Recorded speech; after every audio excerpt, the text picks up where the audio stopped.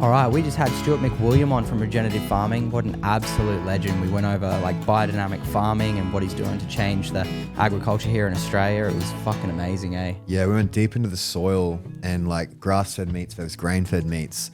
How to like get a good farm working. What do weeds mean? What does the soil mean? What does the grass mean? And how it all affects us and the whole world.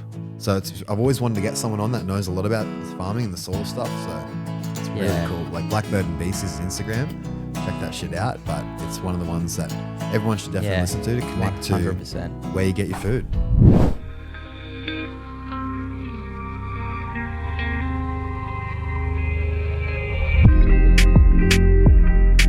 It's all relatable.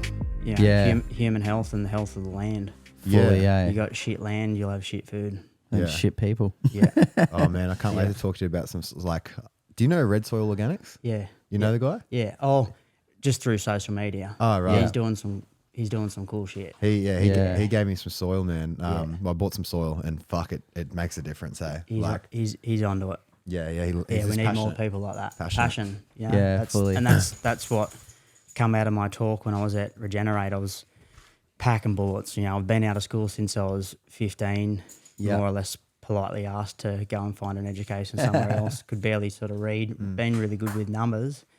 And I think I've had 20 years of this build up in my brain of this fear of talking out loud and public speaking. I dead set felt like I was going up there to plead my case to not have my head cut off. Like if I had one of those whoop straps on, it would have been fucking off the Richter with what my heart was doing. But once I got up there and I got in the rhythm, I was just talking about what I'm passionate about, and it came out on stage. And that's what I thought when I saw you boys talking at Cindy's thing. That's what those events need. They need people that are oozing passion. Yeah, that's a sick way of putting it. That's sick. Yeah. Well, for the listeners, we're probably already running the podcast, but welcome to the podcast.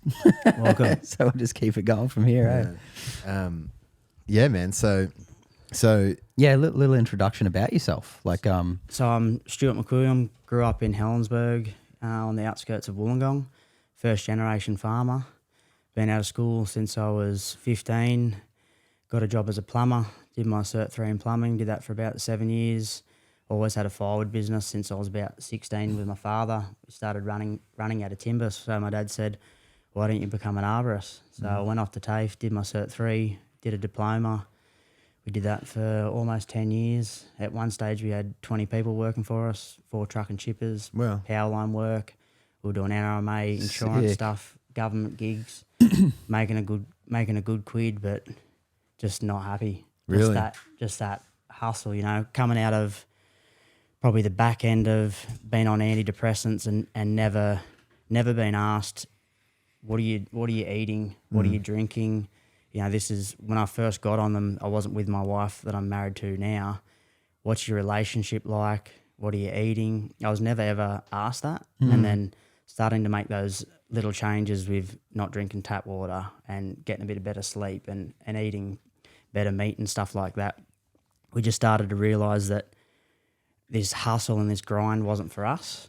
So we've got some chickens in the backyard because we had funnel webs, and the last death from a funnel web was 3 doors up, and we had 2 little kids at the time. Or do chickens eat the funnel webs? Oh, fuck yeah. Really? Yeah, they're savages. Whoa. You ever get a chicken and just throw one of those little pinky mice like that's alive to a chicken? And they're like vultures. Is funnel web still the most venomous spider in the world pretty well? Oh, I think it's one of them. Yeah. But it was years ago that this lady had died. So we got the chickens. We wanted more chickens, so we leased 15 acres at Wilton. Ended up buying a couple of 100 chickens and a chicken tractor. Wanted to get some cows, so I did the old jump on Gumtree and went big in the cattle industry. We bought a box trailer load from Gumtree. These skinny little rank potty cars, like they were fucked. But it was we started that way. And after about a week of moving these cows around, I said to my wife, like, this is what we should be doing. Really? Sick. Yeah. So you just had like a soul knowing, like. Don't know.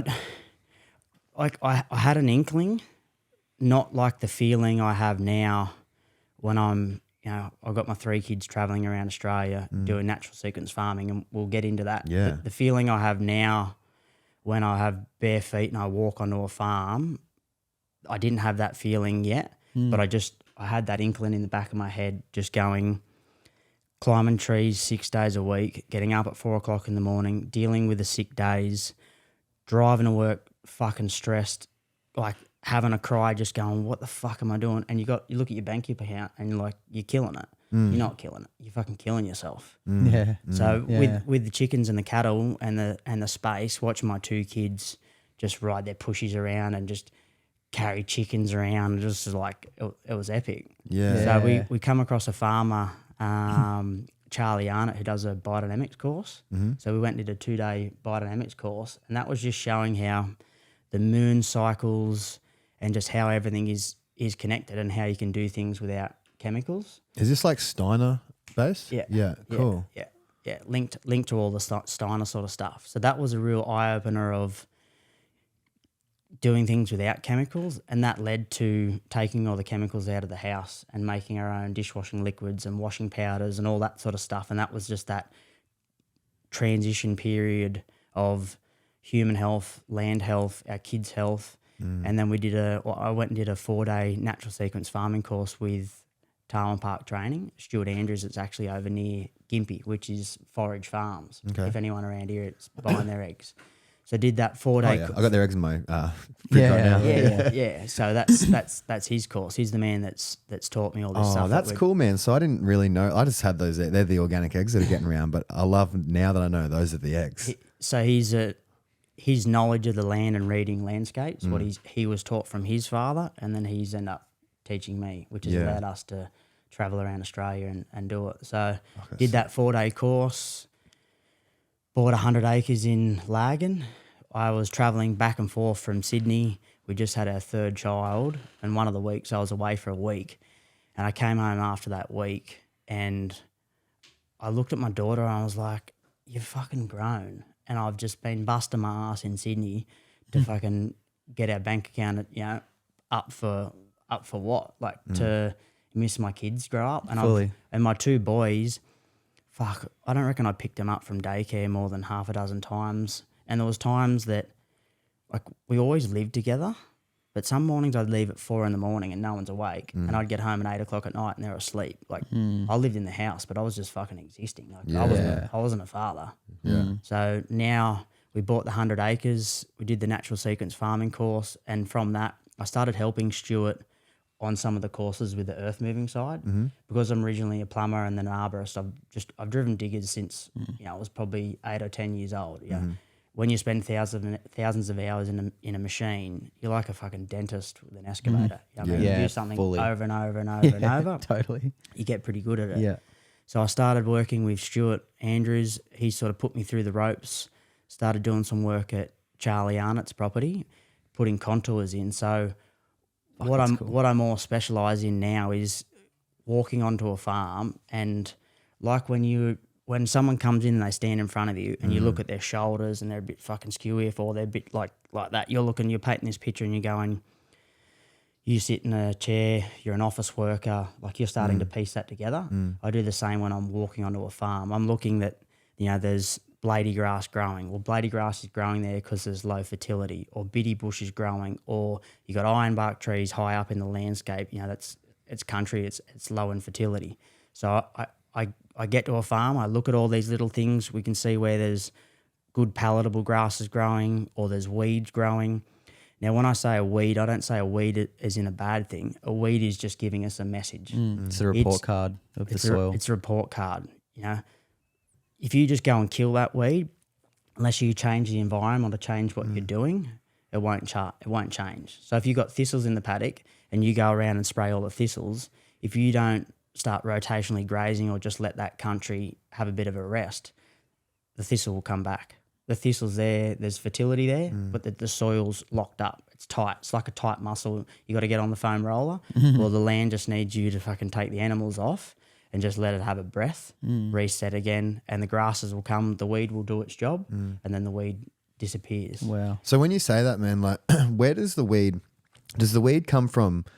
Seed from birds, you know what I mean? And then it only survives because it can survive in that soil. Otherwise, where does that come from? the weed's there because the environment's perfect for that weed. So Yep. whether it's compaction or low fertility, but they say in a square metre of soil there can be 10,000 seeds. Oh, okay. So if you're going to go around and spray thistles because you want to do it before they go to seed, I'm sorry, the seed's there. Yeah. You'll find if you took the animals out and let the country just rest, the thistle will grow up. It's got a tap root. It just punches down. It just breaks the surface up a little bit. It'll fall over. Carbon hits the ground. And it'll eventually break down, and more palatable plants will replace it. Right. So the thistle won't just keep breeding till it completely takes over forever, like a crop. Nah, you know. nah. Wow. It will do if you say, for the argument's sake, you left your sheep in there and you just locked them in a 100-acre paddock, and you had 1 year you had 50 thistles. If you just locked them in there, the next year you got 100 thistles, then you got 200 thistles. Yeah. And then eventually, when it's the life cycle of the thistle will overtake absolutely everything. So you can spray it and spray it and spray it. You keep putting the sheep back in there, set stocked and overgrazed. Thistle's coming back. So is that what you mean by rest the land? Like something's feeding on that grass and whatnot? Yeah. Yeah. Okay. Yeah. So what we call mob grazing or rotational grazing is, say if you've got the table here and that's one big paddock and it's 100 acres, well, we've got a water trough here. We've got a water trough in each strip of those timbers. We're going to graze this with our sheep or cattle. Then we're going to move to this next paddock. So this paddock is starting to get rest. You put all the shit and piss down there, which is the fertility. The animals are trampled on the grass, which is a bit of a stimulation to wake it up and fire it up. Well, then you're going to graze the next one for a week, the next one for a week, the next one for a week, and you're going to go through that cycle. This has had nothing on it, just sunlight, photosynthesizing, a bit of rain. That's got a chance for the roots to punch down deeper and get what they need to get. And then by the time you've come back around, the parasites, the worms, the liver fluke, all the shit that is making our animals crook, that the pharmaceutical industry is making a fortune out of farmers, is because they've left them in that area.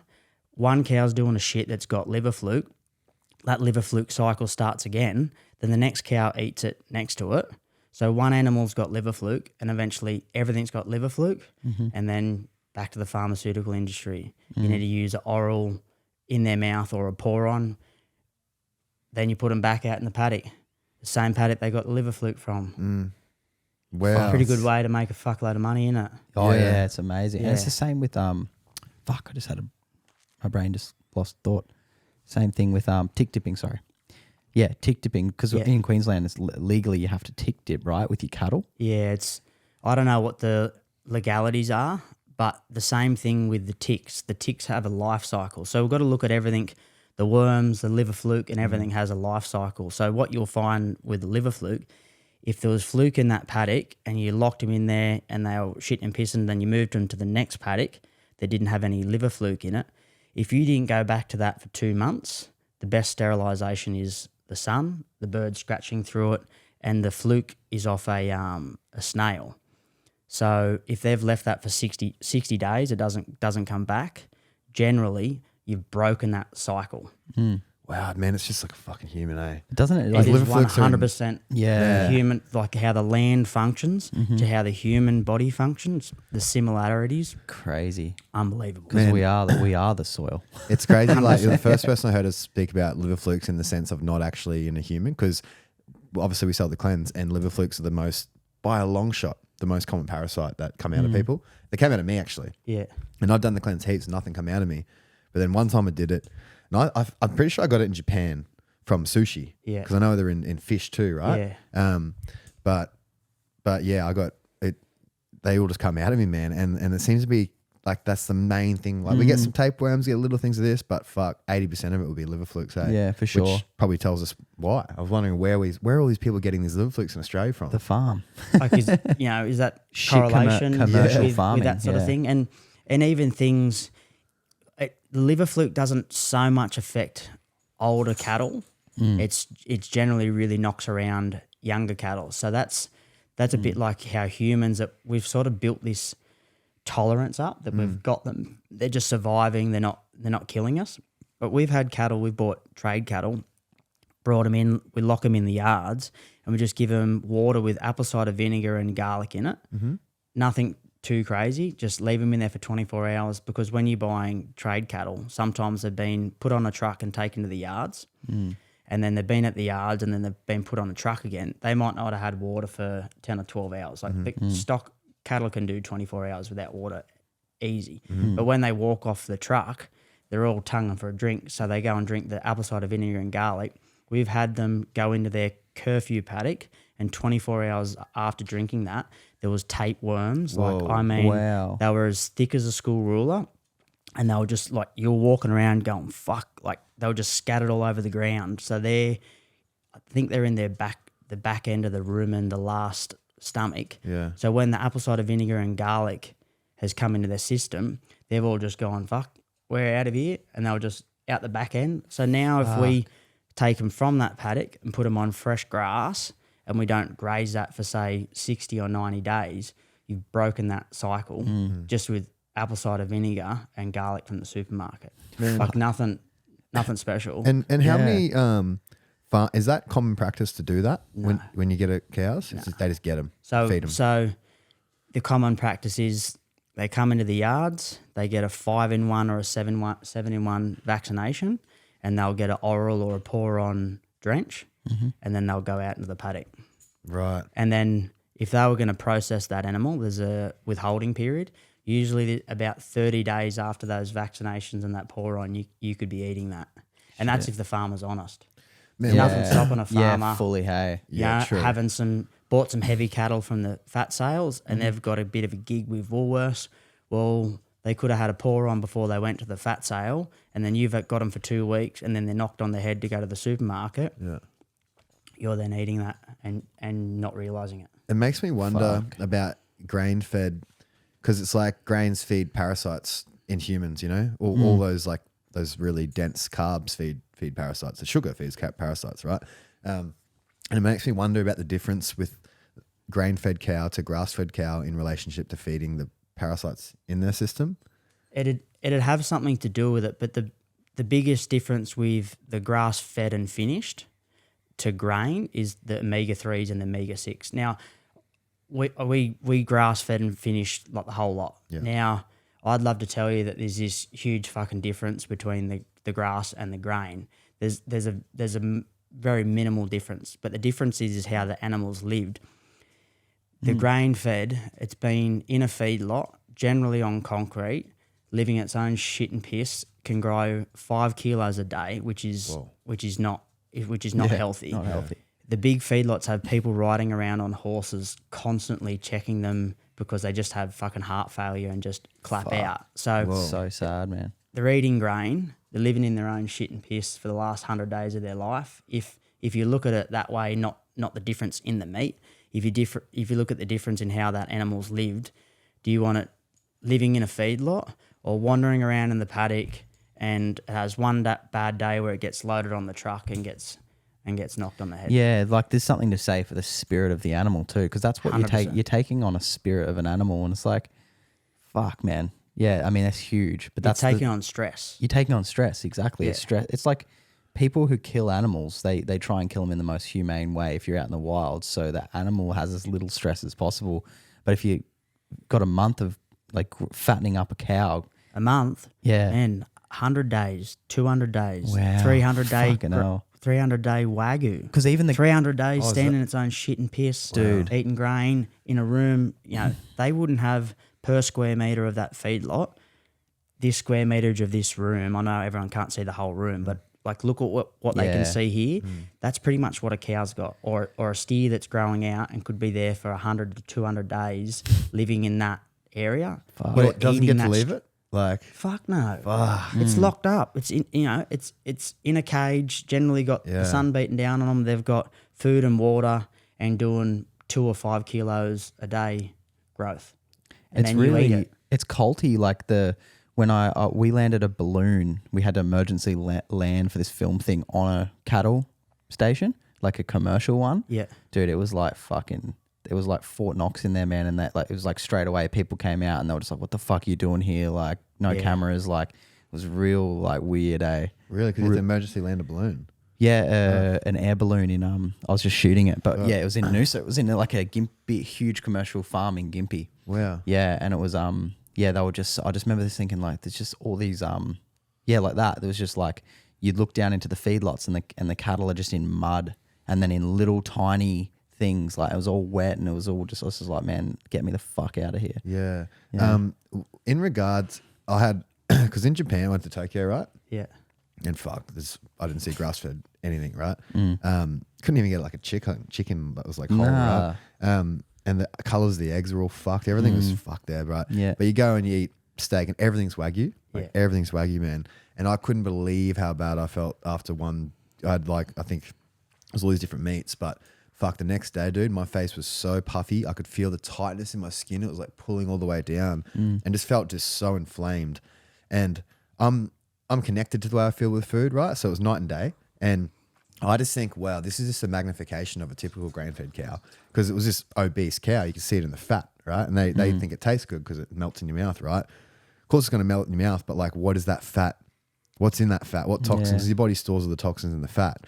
So it was just night and day. And in regards, I guess that was maybe the high dose of omega-6s plus whatever else I couldn't quantify was in that. So in regards to the omega-3 and omega-6 ratio to that, like, can you speak on that at all? Like, because that's No, look, to be honest, I couldn't tell you the difference. I did a cattle classing course in Claremont last year, and that's what they were going into the grain and the grass fed. The difference was the omega-6. So we can't really say there's these huge differences, but your intuition with what you're eating.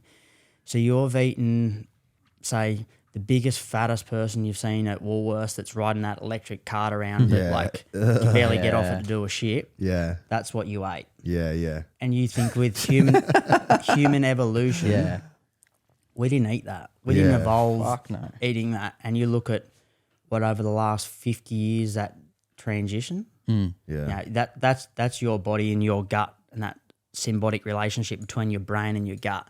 That's your gut just going, Dude, 100%. Eh? chill, like, yeah. Yeah, fuck, it's so brutal, man.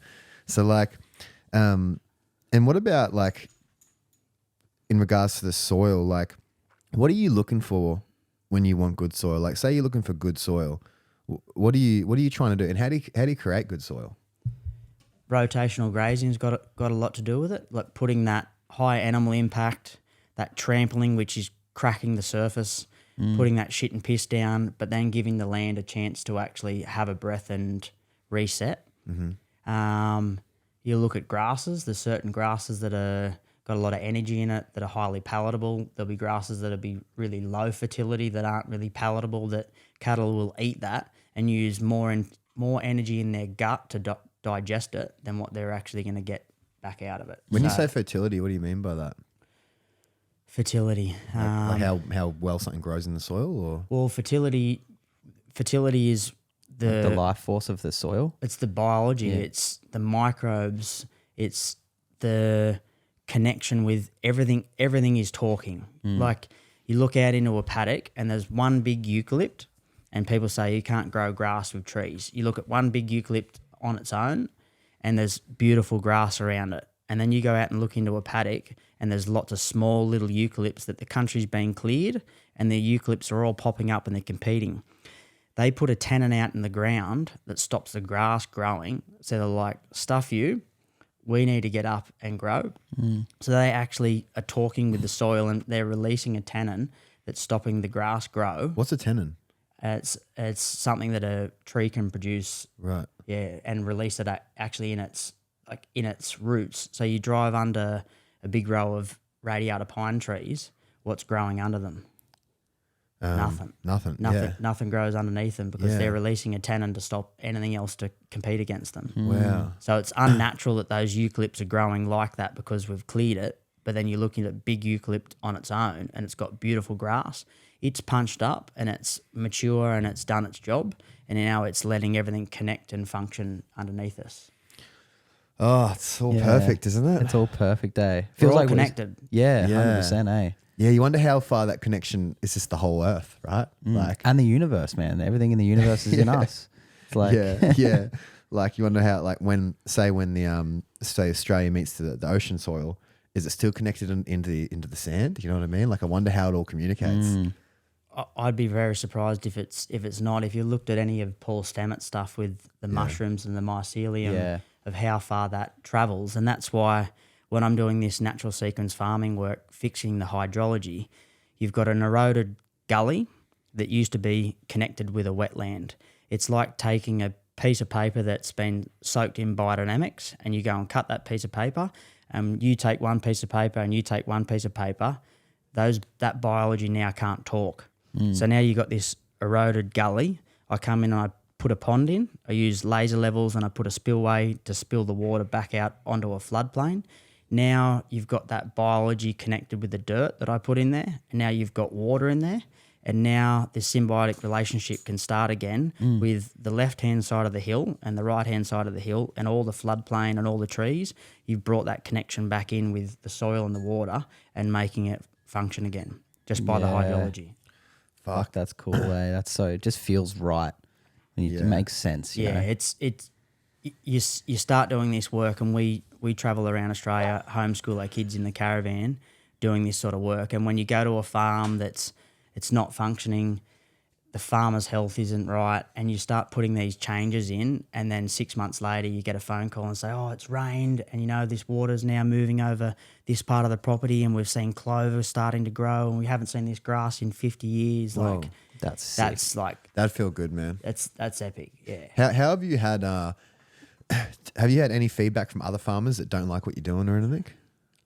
Yeah, you get the old multi-generational farmer that's Just after the coin, or just don't believe in all that shit? you know or? what, it's you what they can't know. you can't blame the farmer. It's what they know.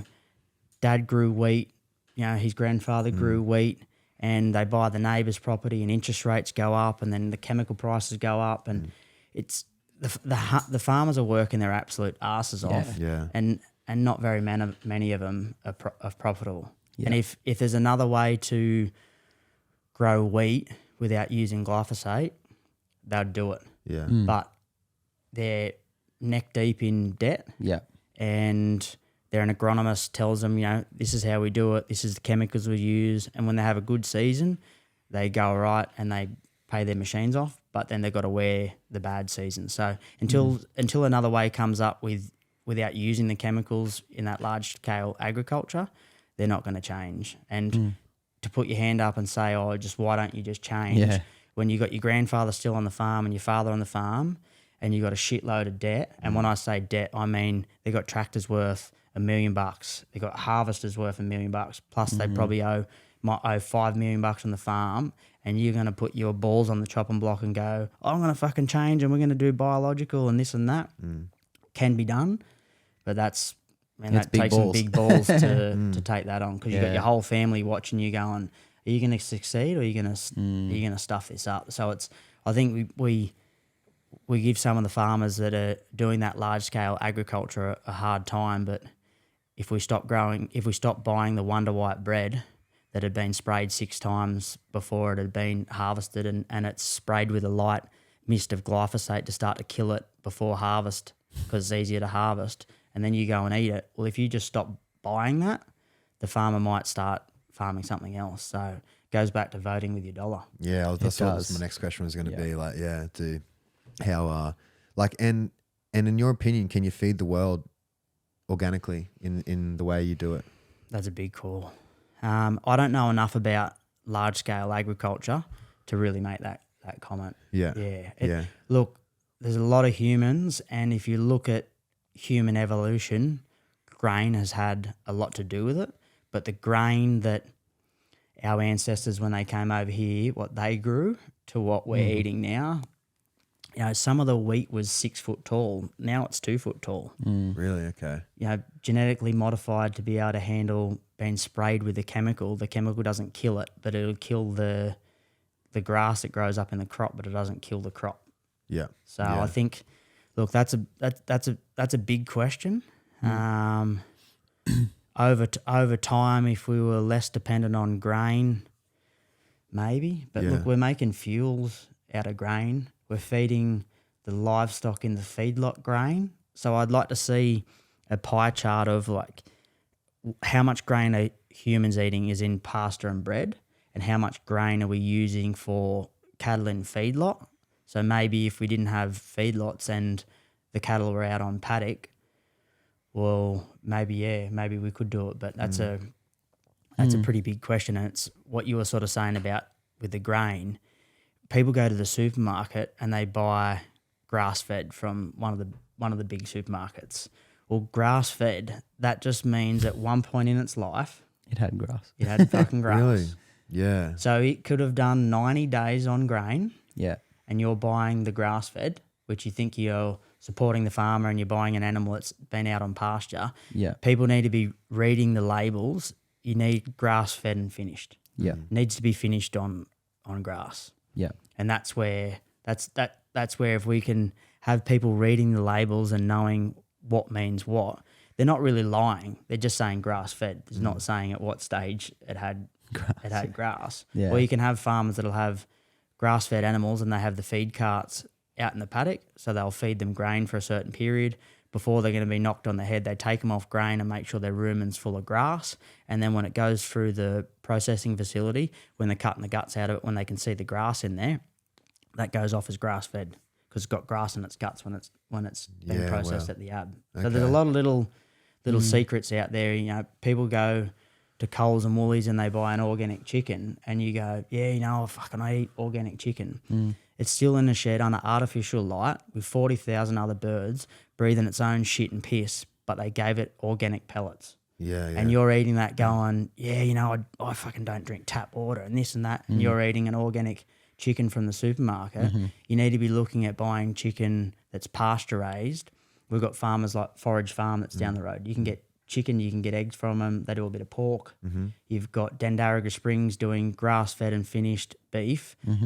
No vaccinations, no drenches. You got Jake Walkie down at Albury. He's doing pork and he's doing lamb and he's doing eggs. You know, there's Bello Beef at Bellingen, certified organic beef farmer, grass-fed and finished. There's these little regenerative farmers out there. The food farm at Central Coast, you know, they're doing chicken, they're doing eggs and they're doing beef. All these little farmers work their absolute arse off to be able to supply us with good produce, and people say, oh, it's expensive. I know these farmers and I know the hours that they work. They might charge a premium. They're not fucking making a premium. Yeah. If you took in their hours of what they do, carting the animals to be processed, running the carcasses back, having a butcher cutting them up, put them in boxes, like going through all that sort of stuff. So much shit, man. They'd make more money at working at Bunnings. Yeah. Fucking 100%. They do it because they love it. Yeah. And they do it because they love when you buy their produce and you send them a message and go, fuck, man, I had your chicken. And like, you eat some of these farmers' chickens or beef. Yeah. I'm sorry, but you're not going to the supermarket. No, fuck no. I can never, ever go back now. Eh? Yeah. Do you know much about Cape Grim No. in Tasmania? No. Oh, okay. But you heard of, you know, the Cape You Grim see their steaks? trucks. They It's seem- feedlot. I don't know. I thought I was. No, they're I think grass-fed, grass-fed. finished. Just because there's Yeah. so much grass there, apparently. Like it's just raining all the time. Heaps grass at certain times of year. Yeah. So they'll be on silage Yeah. in winter because the growth period. Certain Yeah. grasses will grow in summer in certain areas, like where we are at Laggan, we're 1,000 metres above sea level. We through winter we have a bit of ryegrass and a little bit of grass grows, but our sort of season almost fully pulls up. Yeah. Yeah, it goes dormant. Yeah. Right. Yeah. Okay. That's cool. But yeah, I'll have to get the maybe in the show notes here we could get like where to buy this good meat and Yeah. stuff for. Yeah, I'd love that's to- the biggest thing. If we can start voting with your dollar, yeah. that if Coles and Woolies starts to lose sales to all these little farmers, Coles and Woolies might buy more grass-fed and finished. They might, 100%, dude. you know, they might change, or Yeah. they're just going to keep screwing the farmer because, like, I'm sorry, but what Coles and Woolies do to our Australian farmers is fucking brutal. Oh yeah. Yeah, it's Really? Yeah, really yeah. cutthroat. I can't even Yeah. shop. Like, man, I go there, like, I'll get some coconut milk from there, but I walk in and Callan's the same. We're just like, fucking, we can't buy anything in here. There's nothing in here you could buy to eat. Yeah. it's well, not really even food. It's not food, none of Yeah. it. Like, even the meat. It's like, do you want to put your money into, like, man, it's a murderous industry, that, you know what I mean? And I get why people sometimes go vegetarian when they see that stuff, because it's brutal. But it's like, yeah, you're right, man. Voting with your dollar is the most important thing. It's like, And I think like This wakes people up. when people see like, you know, you go to Coles and Woolies and you get a chicken for whatever, $12, and say you buy an organic chicken for like 25 to 30, people see that as crazy, but like you forget where else you're putting your money. You know what I mean? Yeah. You're getting 4 meals out of that if you're quartering it, or you put it in a slow cooker, you melt it all down, you get heaps of meals out of it. Yeah. You feed Broth. fucking Yeah, broth. You get, a, broth. you get a broth after it. Then, I know, man, you I what know. It's- You if get a lot of start- meals, yeah. Yeah, but you know, pay the farmer now, or pay the pharmacy. Yeah, But, or pay the yeah. doctor for your shit fucking Yeah. knees that fall apart when you're Yeah. 40. Yeah, or you know, that chicken that you're paying $9 for. Yeah. It's vaccinated. It's had antibiotics. It's never seen the sun. Yeah. It's all artificial light.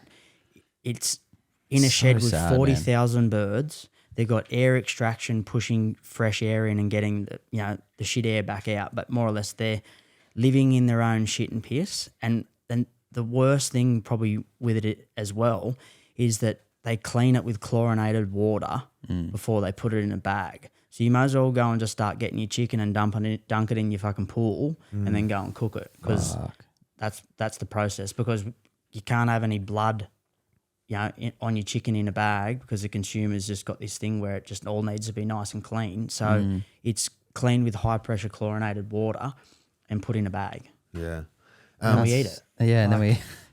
Because you would have been to a lot of farms. Have you been to a lot of commercial farms and that too? Like you've Yeah, a few, but most of the properties that I'm working on are regenerative farmers. Yeah, they're looking at, they might have been a big commercial operation, but they're looking at the input costs, the chemicals that you're using, and things just aren't functioning. So then it's come to a crisis point, and they're thinking, like, what can we do to, one, make the soil better and actually be profitable? okay.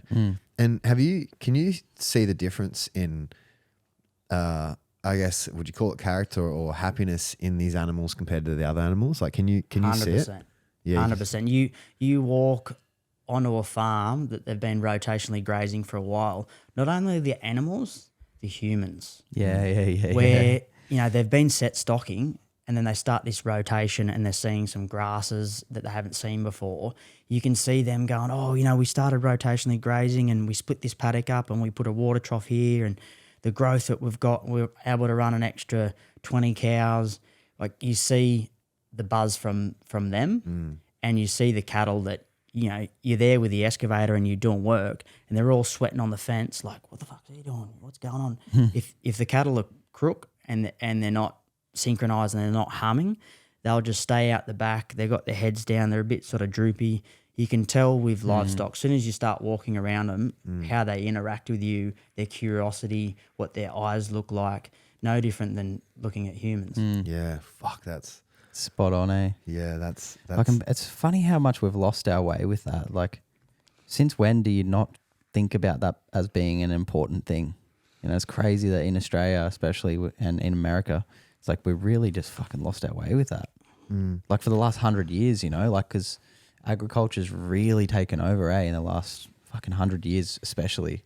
Large scale agriculture has for sure, and even the intuition with cattle. I've got cattle that are fucking smarter than some of the people I've employed. You can have minerals out there. You can have copper and salt, lime, and you can move these mineral trailers from paddock to paddock. They can start eating the grass, and their intuition that there's a lime deficiency, you'll find that they'll all lick the lime, and then you could move to another part of the property that might have some sort of other deficiency in the soil, and they will favour that mineral that's missing in the grass. They will favour that out of a mineral trailer. I think humans used to be like that, but we've got the artificial light. Yeah. We're in debt up to our eyeballs. We're stressed. Yeah. You got people now running around like a blue ass fly that are just so heightened and so stressed that their brain is thinking that you're constantly running from a lion. We've not developed to be like that. And I think with all that, we've lost that intuition with, when you eat a good steak, say I eat a Dendariga Spring steak, I know the farmer, I know how he farms, and I have that for breakfast, and you sit back and just synchronize it, fits it. You get in the truck and you go to work and you just humming all oath, day. man. Yeah. And then you have that day where you're running late and you get that bacon and egg roll. Yeah. and all day you The sit in days the are truck right on the off. machine and you're just like whinging and moaning, your back's sore and this and Yeah, that. you're But tired. you know what I mean? That we've got to Yeah. start to realise that sort of stuff. Yeah. What did you say last night at dinner, man, when you were talking about Yeah. Paul was talking about Oh yeah, when you're so it's all about survival, right? Most people live in their first chakra, which is survival, safety, security, and like you said, when you're in debt up to your eyeballs, and your nervous system's sympathetically dominant. So you got like parasympathetics, like rest, digest, sleep, relax, and then sympathetics, like you said, getting chased by a lion, and a lion, you perceive everything as a threat because it's part of your like reptilian brain. So.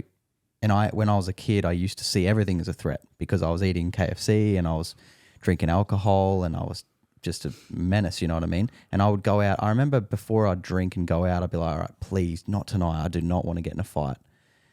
Lo and behold, I got in 2 or 3 fights a night. And I look back at that thinking, one, I was an idiot. But two, it was like I was just in so much fight or flight that everything I saw was a threat, especially when I shut down my frontal lobe like a little bit more by drinking. Yeah. And I let my subconscious come up. I perceived everything as a threat, and I thought, how crazy is that? Like, that's everyone. Because like, if you're eating commercial animals, like Callan said, he had Wagyu steak. Nothing makes you feel worse than that. Yeah. Like, I can eat non-organic fruit and vegetables, and I wouldn't feel as bad if So it's important, man, because animals are nutrition condensers. Yeah, that's so true. It's like- meat makes you feel bad. Meat makes you feel worse than bad veggies. 100%. Yeah, And- you can obviously it goes into the vegetable, but you can wash away a bit of it. And the spirit, like, can't you're wash taking away on the the shit in the spirit of cow. a sick animal that's like been unhappy. Like, it makes me really sad, man. Yeah, fuck. That's Oh. that's hectic. Yeah. So with your job now, man, you say you travel around. Like, what is your role? What's currently your work at the moment? So I specialise in natural sequence farming, Yep. and that's putting the contours in, on-farm composting. What's contours? So say you're looking at a hillside and you've got a gully that's got a big scar of erosion through it. I'd come in and I would put a pond in, which is slowing the water movement. It's slowing the flow of the water over the landscape. It hits a pond, and then I put a contour in, which is all level, and it's set with a laser level that I walk around and I put marks on the ground. So I dig the earth up, and the hill's this way. I dig the earth up and I stack it here. So now the water that's now moving down the hill, it hits the contour, and because the contour is level, it just fills up slowly. Oh, sick. And it acts almost like a set of lungs. So in a big heavy downpour, you've rotational grazed the top of the hill, so you've got a lot of shit and piss there, which is your fertility to grow the grass. Now that starts to come down the hill. It actually hits the contour, spreads the whole way off the landscape. We're about to go to Dalby, Queensland. One of these contours is 15 kilometres long. Wow. So instead of Holy all shit. that water just rushing off your landscape, it's hit the contour, it's all filled up gradually and fills up level. And then that water from that erosion gully over here, and say we've got a bit of a hill over here, we would move that water over to here and then spill it out over there, so it slowly makes its way back down the hill and rehydrates the landscape and spreads the fertility. And then obviously you just grow food in that. You grow more grass. I'm And- predominantly working for grass. farmers, yeah. Yeah, cool. And then so cool. And that's just for the animals to eat, Yeah. which is amazing. Yeah. And Dalby has some fucking massive farms too. My It's dad's big born in money. Dalby. Yeah, dude, Yeah. it's a fucking wild place out there. Yeah. And do you do this for people's like small property, like say someone's house? We do it for everything, yeah. I've worked on 20-acre properties to 15,000-acre properties, 100 acres, it doesn't matter. Yeah, right. So anyone that just wants to like grow, like, so would you say someone bought a property right now and a house somewhere out west, would they hire you to come and say, hey, look at this, how do I make this optimal? Yeah, how do we make it function? And that's something we're about to start getting into now, is possibly doing a subscription model where I'm working for a lot of first generation farmers that don't know a hell of a lot, and they sort of get poor information, they go and waste a heap of money, and then they get to me 2 years into their journey and they've already dropped 50 grand on shit that they didn't need. So we're actually thinking of doing a subscription service that you would come to me and say, look, I want to buy a farm within 2 hours of Gympie. I want to have a dairy cow, I want to fatten a few steers, and I want to run some chickens. and I need accommodation that my wife's going to be happy to stay in. Well, I would then do the research, go and inspect the farms, look at the fences, because you might want to spend $1 million and the real estate agent says, yeah, it's got good fences, it's got good water, and you can run X amount of cows. Well, I might walk the fences and look at the fences and go, look, yeah, the fences are stuffed. You're going to have 25 grand in the fences. You drive your late model Mercedes, you want to get in the driveway. Well, your driveway's stuffed, we need to fix your driveway, and it's only got one dam and you want to split the paddocks up. So I could actually look at it and go, you want to spend $1 million, realistically you need to buy a farm for 900 because you've got 100 grand that you're going to sink into it before you drop that $1 million and you get there and you unload the cattle and they get in your neighbour's property and they go missing, and like the shit fight that I see with some of these first generation farmers. And I'm a first generation farmer. 4 years ago, I Googled what the difference was with a steer and a heifer. I've done all the fuck ups. I've watched YouTube videos of how to pull a calf, and I got it on my phone there and got a cow in the crush and learning how to pull a calf out, or doing blood preg tests, off a YouTube video. I've made a lot of the mistakes, and I think there's something in the knowledge that I've got that I could share with others that I could actually save a lot of people a lot of money and actually get them off on the right foot and humming along instead of beating their head against the wall for 2 years and getting to the point and going, fuck, this is too hard, I'm just going to sell the farm. We need more farmers coming onto the land. We can't afford to lose any more. One, from the suicide rate in agriculture, and two, to the next generations. Kids have seen their fathers work 7 days a week, work their asses off, grow the cattle out, and then send them off to the sale yards, and the market's not real good. So 1 year you might make $300,000 and the next year you might make $150,000.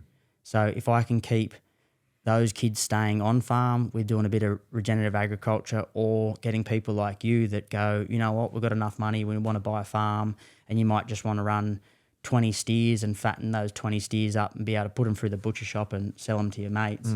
Well, if you do it for 2 years and your cattle get out and you don't know how to use your yards and it's just a shit fight, we've lost someone out of agriculture that we need to keep people in ag. That's Where did you get like your, like I just hear the passion in you, and like where did you get, like what drives you to do that? Like is it purely just because you want to help humanity, or is it, like what's driving you to feel so passionate about what you're doing? Where did it come from? I've picked it up. I understand it. I can walk around on a farm without my shoes on, and I can ask questions, and I can look at things, and you can feel things, and you can smell things, and sick. It just feels right. It feels right. I've had numerous jobs. I've chased the money. Traveling around with 3 kids in a caravan.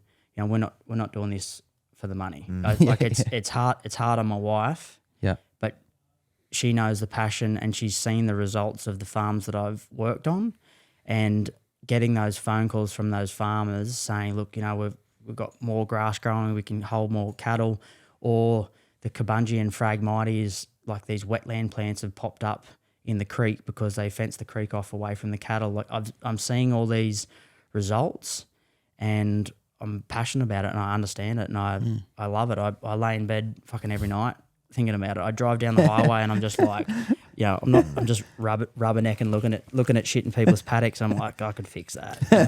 I've said before, like, and I'm sure you can relate, like when you got that phone calls, like I remember when I first got, there was a little girl that got better, and it was like the best line of coke you could ever have, man. Like it was like such a high, and like a buzzing heart high. I was like, oh, this is what I meant to do. Sweet. How good's that feel? I know that for the rest of my life now, And you'd get the same when someone calls you and say, hey, bro, that fucking worked what you did, 100%. That was when I was on stage at Regenerate that I finished. In the last slide was a photo of Stuart and Megan Andrews that have taught me all this and helped me establish this business. And just this big wave of emotion that like it felt like I was high. It was like a kaleidoscope. And my body was just releasing this, like, you've done it. Public speaking, isn't that fucking scary? And I was thanking Megan and Stuart, and I actually teared up. And that was just like, that was the passion. I was frothing. That was me just going, you know what? I'm going to do a TED Talk one day on this shit, and I'm going to travel. This is going to take me around the world. We can do this in Australia, but there's other parts of the world that need this stuff to have their landscapes functioning, one day this will take me offshore doing this sort of stuff. Yeah. And I'd love to, like how you guys have got Matt out there now, and it's a spin out that I used to see, or I still see Matt now. Oh, I really? have been It's for almost- about 5 years. I didn't even know he was going to be here, and I Yeah. walked in the door and I was just Yeah. like, What the talk fuck? about things just lining up that Yeah, I'm yeah. coming Yeah. past. I get a message off you guys. I could Yeah. be anywhere in I Australia. know, know. dude. What are Coming the past. chances? That's Yeah. that's To come shit's here. So fucking it's just- ridiculous, man. You know? This Yeah. is the breadcrumb from taking on the public speaking with it really scaring me, and I did it, and I knew that fear was something that I had to overcome. Yeah, and then when totally. I got the message from you guys, I was like, that's that little like pat on the back, like Yeah. you took it on, you know. Yeah, You totally. didn't die. It wasn't that Yeah. fucking scary. Now go and do a podcast with these And I lads. was the Yeah. exact same with you. Like when you said before, you're like fucking so nervous. Like, man, for fucking 2-3 months, like I just was trying to block it out in public speaking.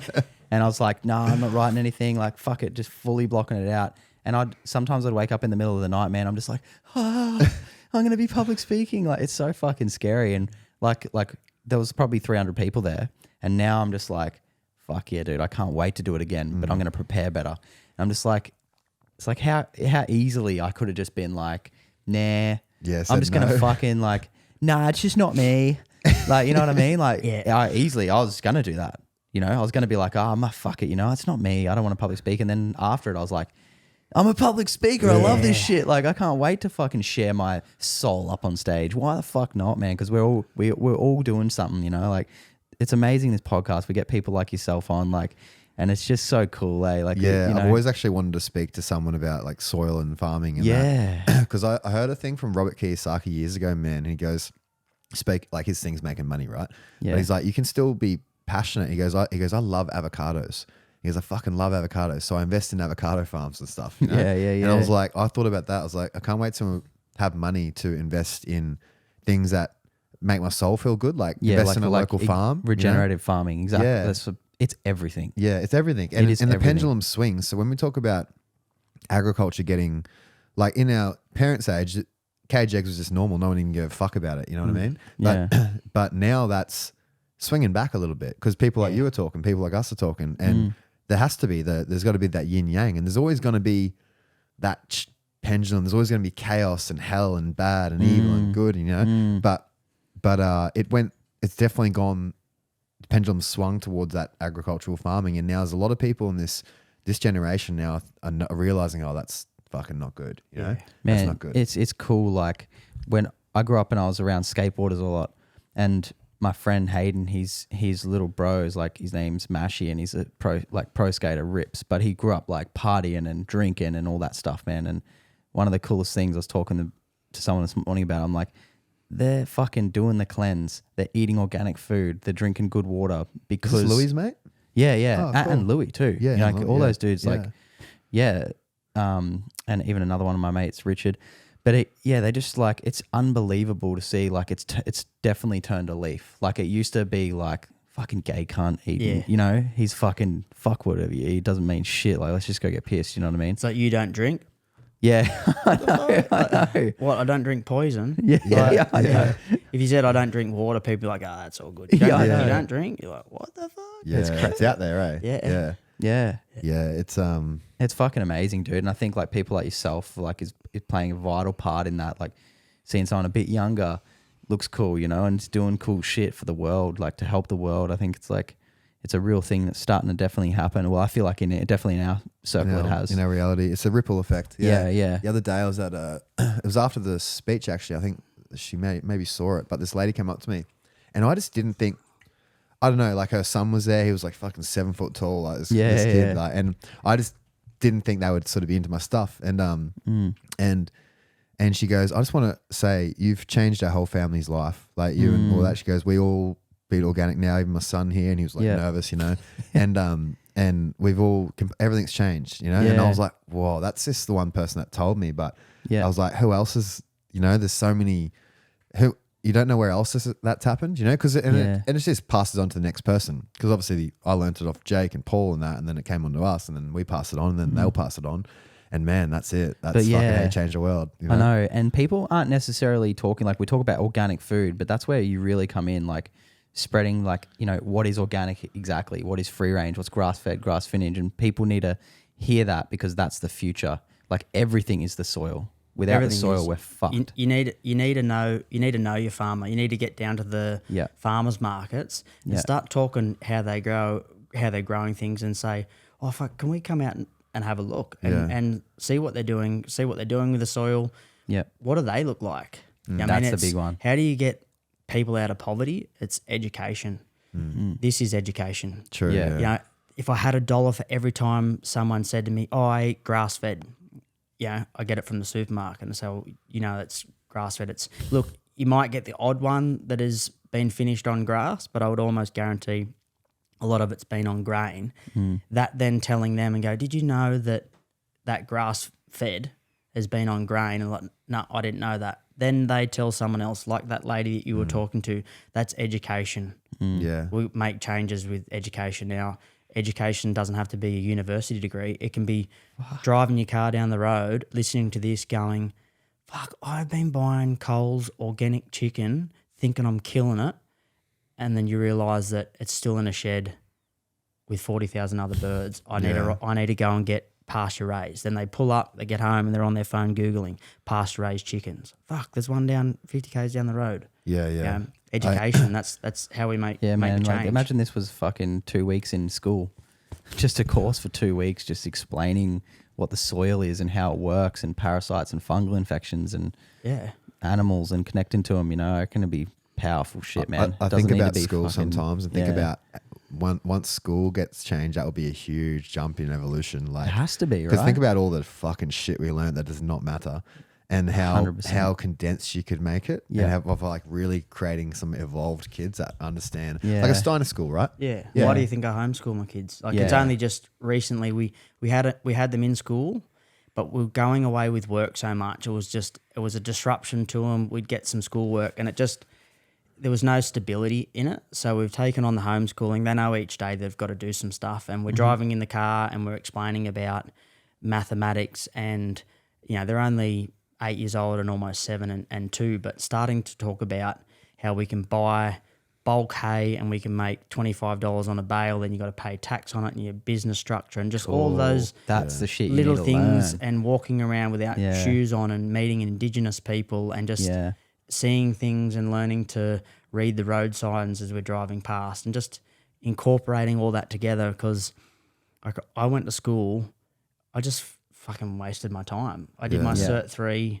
in plumbing and arboriculture and a diploma. I never failed anything because I enjoyed it, but put me in a classroom with 30 people, like, my brain doesn't work that way. No. Like you could put me in a room with 30 people I didn't know and told me to get up to a whiteboard and write my name and address.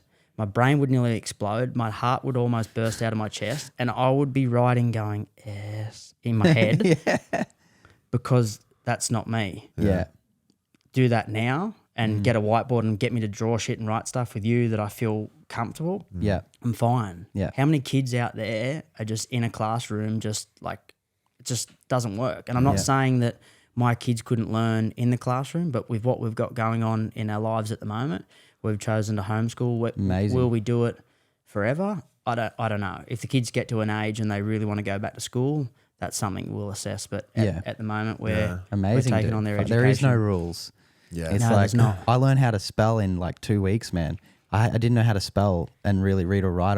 And I'm not the greatest speller, I'll give you that. But I took tutoring lessons for 2 weeks, and I was just like applied myself, and I was like, oh, this shit's easy, dude. Yeah. If only like, you know, if you make it fun, it's fucking easy. But when you're in class and you're just like, You were ready. yeah, I was That ready. was your body and your brain saying, I'm ready to take this in. Yeah. And you took it on, and it took next to no time at all. I know. And now you got ChatGPT anyway. It's like, fuck all the old fucking way of thinking. Like, let's make a new path. Google. Yeah, Like, look what we've got. ChatGPT and we've got Google. Yeah. We've got so much information in our hands, but then kids don't know anything about the soil, the moon cycles, what the moon is doing with the earth breathing in and out at certain times of the day, and moon cycles. Even parasites work on moon cycles. Yeah. So if you're going to do the apple cider vinegar and garlic, you'll have a better result at the full moon, because that's when they're starting to let go and start the cycle. Like, you don't learn any of that stuff. Yeah, no, No. fuck no. Yeah. Fuck. There's one thing, I don't know if you've seen it already, but there's this thing called the Dirt Facts on YouTube, and I've watched it heaps, but it's all about organic soil. And Paul Check goes into the moon diamagnetic, paramagnetic energy, Yeah. and just talks about parasites, fungal, all in the soil, and names them, and like it's fucking mind blowing. And I think it's like probably the most like it's a 14-part series that goes for probably like What's it 4 called? hours. Dirt Facts Nutrition. It's like Dirt Facts. it's like 2 hours probably, is it? Yeah. Well, Maybe less. I don't know. it's 14 parts, so 14 I don't know. parts. Yeah, so Probably maybe close. maybe like 4 hours all up. Yeah. Yeah, but it's like it's nuts, man. And it's like if you could just show that, like it's so much depth in there. It's Pretty well nuts. goes into Steiner stuff. Yeah, but and exactly a certain lot of the rocks stuff you're and- talking about. And I remember because I watched that years ago too, and that showed me the magic of it. How it's like these certain magnetic energies in the soil, and then the worms aerate the soil, and then the energy goes into the soil, and then the water is the conductivity for the electrical signal, and then when the was the paramagnetic whatever hits the energy of the soil, it creates like a a rising of the water. like a two like so plants know which way to grow up and follow this magnetic field. And I was like, holy shit, like all this stuff's going on. And I'm just thinking I was just eating dirt as a kid, like yeah, because I think like the moon, I think you were saying is like diamagnetic and the sun's paramagnetic, but the two together rebounding off each other. Yeah. And the water's diamagnetic, so it's all in this perfect cycle. That's like why full moon, Like a you said, battery, is yeah. it's so Yeah. important. it's I still remember in the video he stops and he goes, now before I continue, isn't that amazing? And I was like, it is amazing. Yeah, it is, eh? I was Kids like, need to watch that. Yeah. Kids Yeah. in school need to be watching that and realizing how the world works, not kids thinking that milk just comes out of a bottle. Yeah, I know. I mean, like that's legit. There's kids out there just think milk just comes out of a bottle. Yeah, they don't know. What the fuck, eh? That's crazy to think. Yeah, and also like pasteurization. I know pasteurization was, they say it's for health of people, but it's better for more shelf life. Yeah. And I think someone died early on because it used to be, like our parents always like raw milk in school. Like every day you were made to drink it at 10. It was raw milk. Yeah. It'd be off by the arvo. Yeah. And that all stopped and they started like tick dipping the cows because of ticks and all that. It's just been, that's only the last like 50 years. Look at the health cycles of humans after World War II with the use of the fertilizer and the chemicals, and look at the cycle of the health conditions with agriculture and the herbicides and pesticides and the fertilizers and stuff like that. After World War II, you just watch this. Yeah. yeah. Wonder why that is. Why specifically after World War II, do you think like just... They were making the Hubert Boss theory, which is the nitrogen to make the bombs. They had all this manufacturing gear for the nitrogen, and then the war finished, so they started making fertilizer. Right. Yeah, do some Googling on get on ChatGPT and start looking at when they started making man-made fertilizers, and then started asking some questions about when there was increases in breast cancer and prostate cancer and all different things, and take some screenshots and just have a look at the years when the man-made fertilizers and the pesticides and herbicides, watch that use of them, and you watch the increase. Yeah. It in those correlates cancers. with it, eh? I've seen that. A friend of mine told me the other day her cousin died. He used to spray oranges and he didn't suit up. And he died of cancer when he was like super young. Ended up getting like bone cancer or some shit. Like, That's so common with agriculture. You have blokes saying, oh, there's nothing wrong with that chemical. And then, you've got a group of multi-generational farmers and you ask, how many of you have had kids with brain tumours or wives with breast cancer, or you blokes had prostate cancer? There's certain farm areas in Australia where there's large amounts of chemical use. There's 250% rise in MS and stuff like that. So it's drifting in the air. It's in the water system. It's connected. Yeah. Once you start pulling it apart and looking at it. And man, you get a lot of the say evidence-based dietitian sort of practitioners where they talk about cleanses and detoxes, and they say it's all bullshit. Your liver and kidneys that do it all fine. I was like, yeah, probably did it all fine before all that shit, like like before, when it was just fucking, what would it have been? Not much. It wouldn't have been fucking it would have been like herbicides and these little pesticides. it would have only been the little negative compounds in all foods that it can easily get rid of and get an adaptive response to. But it wouldn't have been doing that to the glyphosate, to the fuel, to the fucking air, to the makeup, to all this shit. Artificial light. You know, Everything, all, man. Yeah. And that's why, and I know for a fact every time I do the cleanse, I don't even do it for the parasites. I love just throwing charcoal and clay and shit through my body. And I know I just feel good by the end of it. I know, I feel good. I don't need someone to tell me that. I know I feel good. My skin tightens and like all that little puffiness in your body goes away when you're not on point, you know? Yeah. We went out to dinner last night and I was telling the girl at dinner, I was like, within 5 minutes I could feel my neck tightening up, man. Because I had whatever the hell, was just bread and shit, which was probably glyphosate, right? And I could feel my whole neck tightening up, and I noticed because I start moving my head around, like I need to crack it and stuff, and I was like, oh, that's that. And my skin feels a little oily, and I go, I'll probably get a pimple for this about 2 days from now. My BO will smell a little bit, which it usually doesn't, you know, and that's all from that shit, dude. Yeah. Like, but I'm aware of that. Yeah, you know? totally. You're aware of it. Yeah. You think if you ate that every day.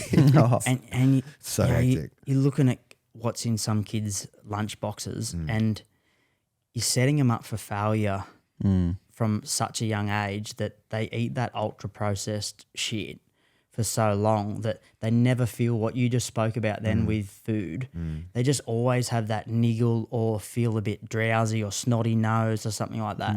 You know that because you know your intuition, but there's people out there that have been eating that for 20 years that they wouldn't know any different. Yeah, no, yeah. Fuck no. And the cleanse takes all that garbage out of their life and their body just goes, what the fuck? Yeah, it just goes, finally, I can just, and that's what we're talking about, like perceiving threats and stuff. It finally goes parasympathetic because the involuntary nervous system, there's two stresses. There's like, I'm stressed, I've got a lot of money debt. And then there's the stress of your body, which is like you said, artificial light, glyphosate, everything. So if that's really ramped up, you're always going to be perceiving threats.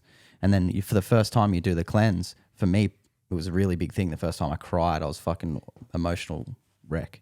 But then once it ticked over that, I was like, oh, what the fuck have I been doing? You know, like it's such a crazy feeling. I was already eating organic and stuff like that. But once I got that, I was like, it's a crazy feeling. And it's like, you gotta feel it to know it. Yeah. Yeah. I can't tell you how good it feels until you feel it. Yeah. And you gotta do it yourself. You wake up in the morning and you just feel joy. Like real joy. Like not like, oh, fucking I need a coffee to wake up. You're just like, I'm feeling fucking stoked on life, man. This is like, let's create. Let's fucking do some shit. Let's work out. You got energy. Yeah. And I love how that would have, man, that's fed farmers so many. Yeah. Like there's organic shop down here and they're like, we have to change our stock when you do the cleanse because so many people come in here and start buying green apples organic and they don't know. They're used to Woolies the whole time and in the cleanse we're like, it's got to be organic. It's got to be organic meat and shit. And it changes the income of a whole shopping place. And that's just the one store we know about. It's done worldwide now. So little things like that ripple out and get people on it. And really, is it like it's the fear of parasites that put them on the path. Yeah. All of a sudden they figure out, oh shit, this is it. Everyone's doing a shit, looking in their shit. Yeah. And then, you just tricked them into changing their diet and their whole lifestyle that they do it for a month. And they're like, I didn't see any parasites. Yeah, but my arthritis is gone. Yeah, my sore back, you know. It's crazy that our relationship with our gut and our brain, with what you put in it, with what can change, with diabetes and all Crohn's disease and all these different things that take the pill from the doctor will change your life. Yeah, it's obviously a bit harder to change your life, but stop drinking every night, stop smoking, eat a little bit healthier. Go out in the morning with your shoes off and get some sun. Yeah. Take your sunglasses off. Yeah. Sun's not going to fucking kill you. I know. Bro, there's people We've watching been the walking sunrise. around under it for millions of years. I know. There's people that go and watch the sunrise and put their sunnies on. I'm like, what are these motherfuckers doing, dude? I know. Like, you walk your dog. Why you need shoes on? Just like take your like. There's so many little things that do matter. That aren't quantifiable, but you can feel it. You feel it in your soul. Dude, Bobby Running Fox said something. This Native American guy. He said, take your shoes off, they'll make you sick. And I was just like, that's pretty sick. That's a t-shirt. I know. Yeah. Take your shoes off, it'll make you sick. And I was like, fuck, that's deep. That's good. Yeah, fucking oath, dude. And how good do you feel? You've had your work boots on all day, like when you were scaffolding, and then you finish work and you get the truck and you take your boots off and you're packing the truck up and you're walking on the grass. True. Like your body's just going, fuck yeah. And people wear shoes all the time. they're under artificial light, and then they go to work, they sit on the train, they're under artificial light all day in a cubicle with their shoes on, no natural sunlight, eating shit food. And they think no they're wonder the we have problem. all these Yeah. health issues. They think their mind's the problem too. They get tricked. They think, because when you're in that situation, I've done it, man. I've felt it. And I haven't been like, I wouldn't say I've never been depressed, right? But there's times that you're not feeling as happy, right? And I witness in those times, I know it's because I didn't sleep well. I didn't do this and ate that, right? I know that, and I know it's going to go away. But I also reflected in that time thinking, oh yeah, I could see how I wouldn't think that. I could see how it's just my mind and there's something wrong going on and whatever. I'm stressed of this, and this. But it's not actually that. It's because I didn't sleep well the night before. Yeah, your foundations aren't on point. Yeah. And I saw this video from Paul the other day. It was sick. And he's like, that you get someone that's just so overworked and they're just not happy with life. And all of a sudden you say, take a fucking few days off, and they'll just sleep. They'll just sleep for 2 days, right? Basically just catch up. And then the third day they wake up and like, oh, I feel great. And they're like, I must have been tired. I should really start respecting my sleep. My sleep matters a lot in my life. But then a lot of the time they don't. They just go back to doing whatever they were doing. And that's like, for me personally, sleep, I reckon, is the top of the hierarchy. Definitely. Because I can eat, you can't eat bad sleep. Like, fucking oath. No, I'm the same. I'm a terrible person if I don't sleep, man. Like, I had 2 nights of not sleeping. This dog had a puppy. And, man, some of the thoughts have gone through my head. Like, I was lucky I was seeing them. But I was like, fucking hell, man. Like, I'm not a good person right now. Like you said that, like I was seeing them. Yeah. 2 days, but you imagine people that are highly stressed getting 4 or 5 hours every night, and they do that for years and years. Like, yeah. Well, you go psychotic, right? Well, that's like, ice. That's why suicide fucking ends you. Yeah, it's like when people go on ice benders, man, it's not even the ice. It's because they're just not sleeping. And then all of a sudden they start wigging out, because the same people wig out when they do those, trying to stay awake for too long. You start seeing shit, and like, you start feeling a bit like an aura. It's like this weird like aura feeling, like the bender. I know that. And it's like, that is a dark feeling. Yeah, it's not a good feeling, eh? Yeah. And then, it's fucking cool. It's fucking cool. It's crazy how agriculture and the soil and what you guys are doing with the human health, how it is so connected with the wetlands of the kidneys, and the little tributaries, the little creeks are like your veins, and the main river systems are our arteries. Like, I was looking on Google Earth when I was coming here, and I thought, you're right near a big sort of mangrove and a wetland area. Yeah. That's a big filtration system before it goes out into the ocean. They're filtering everything before it gets out to the sea. Right, wow. Yeah. And it's just a beautiful area. Sometimes I walk over into the bush and do Tai Chi. It's like, it's nice over there, eh? It's like, it's crazy we've got this place right here that's right next to it. Yeah. And then you look into an eyeball and it's the universe. Yeah. Like fully. It just, it's everything's just at our scale, eh? yeah, fully. It's wild. Man, so where can people find you and ask you questions and work with you? Where do they go to find more about you? So if you want to follow us on Instagram, it's Blackbird and Beast, all one word. And then our website, it's just about to be launched, which is nofarmnofood.com.au. So that's a bit of our slogan we're going to push out to there, to sort of say, like, if we get about and start getting these farms functioning, we're going to keep the farms and we're going to keep the farmers producing food. So nofarmnofood.com.au. And I'll work with large-scale agriculture to someone that just wants to buy 10 acres to grow some veggies, that I could help them do a couple of soil samples. That you might want to go and buy 10 acres, but 50 years ago there might have been some sort of industrial complex there and they've demolished it. You might do soil samples and the soil's full of heavy metals and all sorts of shit. Well, you don't want to go and grow veggies there. Right. So instead of getting into that path of buying it and setting everything up and realising, start off on the right foot. Do you see like the future in suburbia connecting to this more, like growing your own food in your backyard? You know, like we got all these plants and grass and shit, but we could be eating that. I'm sure you could feed a whole family off your own soil in your house, right? I'd love to say yes, but I think we've got to go a bit further down the wrong way before we're gonna turn. You only need to look at the new estates now that the gutters are that far apart. Yeah, people have a backyard not even as big as this, you know, but they've got this massive house that's built to edge, and they have this tiny bit of grass, and they don't have any area to just grow some veggies.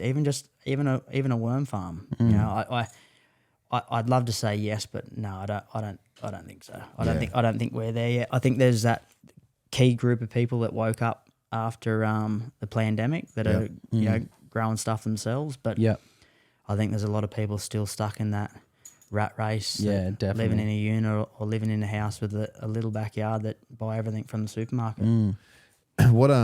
What message from your soul to all the people listening right now? What message can you give the people listening right now for whether it's advice or what do you want to tell them? I know it's a hard question, but Jump into the fire and follow your passion. Nice. It all works out like this. yeah, I know Sitting it's here like fucking crazy. Stoney, a mate of mine.